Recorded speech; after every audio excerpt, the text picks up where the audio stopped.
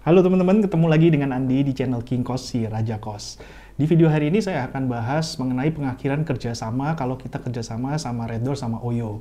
Teman-teman, di video-video saya sebelumnya, kalau teman-teman cari ya di playlist ya, itu kan saya udah kasih tahu gimana caranya kalau kita mau kerjasama sama mereka, isi perjanjiannya seperti apa yang harus diperhatikan, supaya kita tidak kecewa kalau kita sudah terlanjur kerjasama. Nah, di video ini saya akan bahas gimana kalau pada akhirnya kita terpaksa harus mengakhiri kerjasama.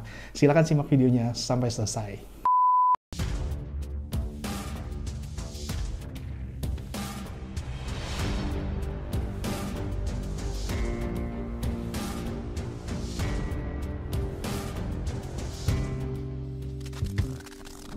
Teman-teman, kita kalau bekerja sama seseorang atau sama siapapun, sama institusi apapun gitu ya, kita kan selalu pinginnya kan win-win solution ya, maksudnya simbiosis mutualisme, jadi saling menguntungkan satu sama lain. Nah, kalau kerjasama yang tidak saling menguntungkan kan percuma gitu ya. Masa kerjasama cuma menguntungkan satu pihak doang, itu kan namanya bukan kerjasama gitu. Kerjasama itu harus saling menguntungkan antara kedua belah pihak. Nah, kalau kita kerjasama sama Reddor sama Oyo, itu kan di awal kan selalu kita berharapnya bahwa hasil properti kita itu bisa lebih baik kalau kita kerjasama dengan mereka. Terus kita marketingnya, okupansinya juga lebih baik, segala sesuatu lebih baik, pada akhirnya profit bisa lebih baik, meningkat daripada sebelumnya gitu. Nah, di awal-awal itu kan kita harus analisa ya, kira-kira kenapa sih sebelumnya kita nggak bisa jualan misalnya, terus kenapa kita memutuskan untuk kerjasama sama mereka, itu kita analisa dulu, terus kita biasanya ngobrol-ngobrol dulu sama mereka, supaya mereka juga bisa presentasikan ke kita, apa sih kelebihan dan kekurangan kalau kita ikut mereka gitu. Tapi biasanya sih yang dikasih tahu pada saat pertama kali ketemu itu biasanya sih cuma kelebihan-kelebihannya doang, kayak kekurangannya. Biasanya itu kita taunya itu setelah kita sudah kerjasama gitu loh, sudah telanjur jalan gitu. Nah, di sini teman-teman di perjanjian itu semua harus jelas di awal ya. Kita harus ngomong pahit di depan daripada nanti ternyata sudah jalan akhirnya kita kecewa. Nah, teman-teman, ini saya akan bahas gimana caranya jika pada akhirnya pahitnya ya kita akhirnya harus menghentikan atau memutuskan kerjasama dengan Reddor atau Oyo. Memang dari awal itu saya selalu berprinsip kalau kita mau memutuskan hubungan itu bukan dari pihak saya yang salah gitu ya. Jadi kita harus memutuskan hubungan tuh harus ada alasannya. Jangan juga kita semena-mena kita memutuskan hubungan tanpa ada alasan yang logis, alasan yang masuk akal, alasan yang bisa diterima gitu. Nah, kalau di pengalaman saya ya, di tempat saya itu ada beberapa kali sebenarnya ya kalau kita kerjasama, putus kerjasama, putus kerjasama, semua itu normal sih. Di semua bisnis itu normal. Nggak mungkin kita kalau misalnya kita rugi, kita tetap kerjasama terus nggak mungkin kan. Kalau misalnya rugi, kita pasti mau nggak mau kita terpaksa banget kita harus putus kerjasama. Tapi kalau untung, ngapain kita harus putus kerjasama? Kalau untung kan kita lanjut terus aja gitu. Kalau kita akhirnya merasa bahwa kerjasama ini tidak menguntungkan, terus tidak sesuai dengan apa yang kita harapkan, dan kita sudah mengkomunikasikan dulu sebelumnya ya.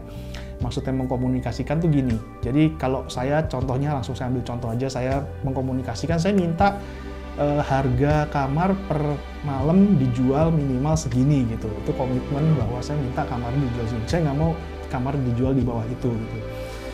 Tapi terus akhirnya setelah kita kasih waktu misalnya berapa bulan gitu, 3 bulan gitu kita kasih waktu, ternyata kok komitmen itu tidak bisa dilaksanakan dengan baik gitu ya oleh pihak mereka gitu. Nah itu akhirnya kita putuskan ya udah kita stop kerjasama aja. Jadi teman-teman nggak usah takut juga kalau misalnya memang rugi, masa kita suruh rugi terus gitu kan. Harusnya kan kalau bisnis itu mereka juga paham gitu loh, berbisnis itu harus sama-sama menguntungkan. Nah caranya gimana kalau kita mau memutuskan kerjasama? Yang penting itu ya komunikasinya udah jalan dulu, ternyata pihak mereka tidak bisa melakukan atau melaksanakan komitmen yang sudah kita sepakati bersama, ya udah kita bikin surat dulu. Pertama kita bikin surat, ditujukan ke semua lah kalau bisa ya, ke bagian pusat, yang bagian bos-bosnya itu juga di CC semua, nggak apa-apa. Intinya adalah surat itu menyatakan bahwa kita akan memutuskan kerjasama.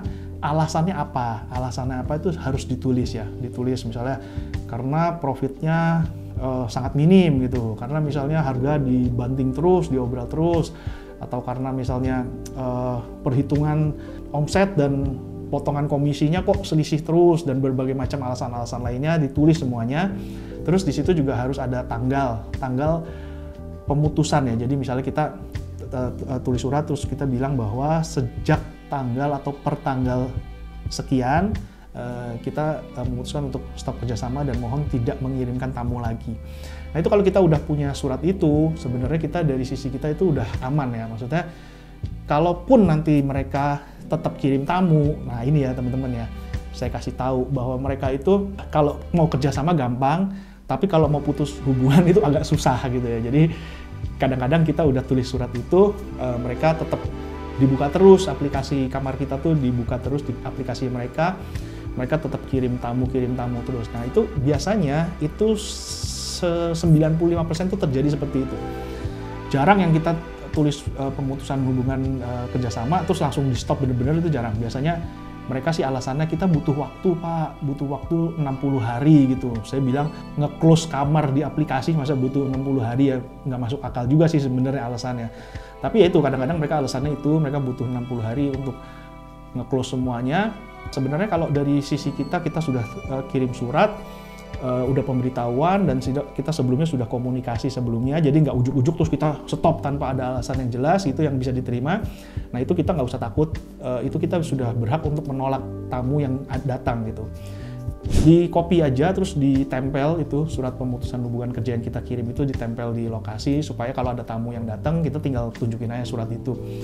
Bahkan dulu waktu selama pandemi itu kan saya juga minta di close semua kan ya, tapi ternyata masih dikirim. Terus akhirnya saya bikin spanduk gede tulisannya properti ini untuk sementara tidak beroperasi sampai batas waktu yang tidak ditentukan. Itu waktu pandemi itu sampai saya bikin spanduk gede itu saya taruh di depan supaya orang kalau lihat datang itu sudah, oh ini ternyata hotelnya udah tutup gitu ya.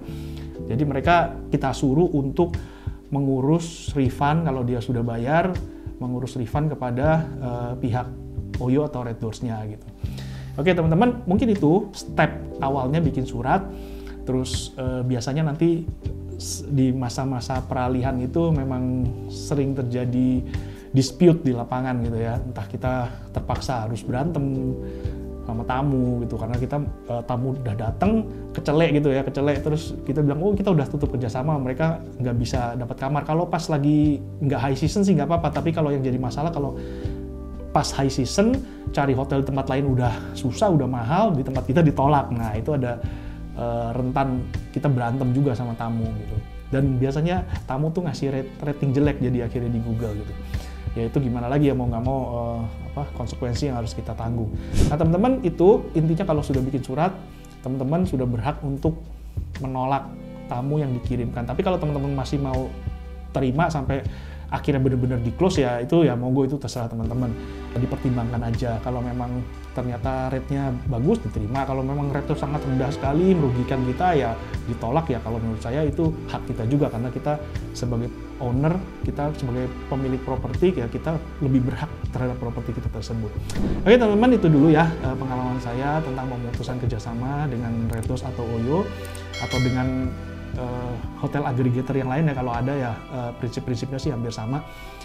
Terima kasih sudah menonton dan sampai ketemu di video yang akan datang. Dadah!